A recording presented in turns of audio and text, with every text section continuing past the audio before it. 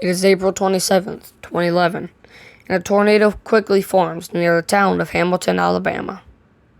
While this tornado wasn't initially violent, most damage it caused was weak. But then, a resident named Lily Hartley was going down I-22 when she spotted the silhouette of a tornado over a tree line. These footages show the tornado in its beginning stages. The tornado was devastating. It was very hard to explain how it could potentially get this strong. This would be the story of the most infamous tornado in American history.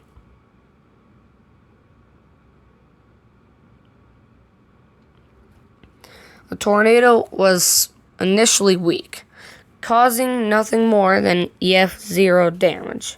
In some cases, maybe EF1. It was approaching the towns of Hackleburg and Phil Campbell. But then, it quickly caused EF5 damage to a home, where it was swept clean off its foundation, where almost practically nothing remained of the family residence. And at this point, we have no time to go back. The tornado was growing in size more than it ever has. The footage that here is showing the tornado approaching Tanner. All right, we're all right. But we're all right. This was okay, we gotta go. To come to a nightmare. Many photos and videos were taken of this tornado because of its location. The tornado was interesting in a few ways because, for one, it was very violent, and in some cases got even stronger than some tornadoes. In this footage here, you can see a tornado as it is approaching Tanner and Phil Campbell. I've never seen one like that. This footage is taken by a warden and a prison guard near this community of athletes. While this isn't directly near Phil Campbell, it does show the pure power of the tornado and how it turned the sky from night to day. Enjoy the footage. Look at the cloud. Look at it. Oh my gosh. Look how aqua everything is. I swear I've never seen anything. I mean, I think that's going to be rain. The clouds. They're just sucking up. Think we're going to be able to see that on a video? Do you think that's it? Like right there where it's darker than everywhere else? Yeah. That's it. Look. Look over here, look at the clouds going like in a circle. And look right there. This now large multi-vortex tornado was only gaining strength as it was quickly gaining speed as well. Not only was it growing in size, but it was also growing in intensity. The tornado here was likely a mile wide, but it was also approaching very quickly. In some cases, even reaching 70 miles an hour. At this point in time, the tornado's speed was at around, I'd say maybe 62 miles an hour, possibly 65. Power flashes were observed in the video as it was hitting many transmission poles, causing many power outages across the city. And there's been some terrifying sightings of this tornado. People describe the inside like a low organ note. And that just shows that there's so much pressure dropping that it was sounding like a rumble, like a groan of some sort. This insanely strong tornado was only getting worse. And the cyclical supercell that spawns tornado was actually responsible for a family of tornadoes previously. And the day before, multiple strong tornadoes formed. But this day was the worst America has ever seen. In this footage alone, shows how devastating it was. The warden and prison guards scrambled to escape. And this here was only to get worse, and they didn't know that. The tornado was also spotted to hit the Wrangler Gene plant, which it just barely missed the nuclear power plants, and a 25-foot section of asphalt was ripped off the road. Many trees were completely ripped out of the ground and or twisted and snapped. Many buildings were swept clean of debris. In some cases, there wasn't even a slab left to identify, mostly just a basement. And homes simply vanished into the darkness. But that wasn't even the worst. And many trees were snapped in half.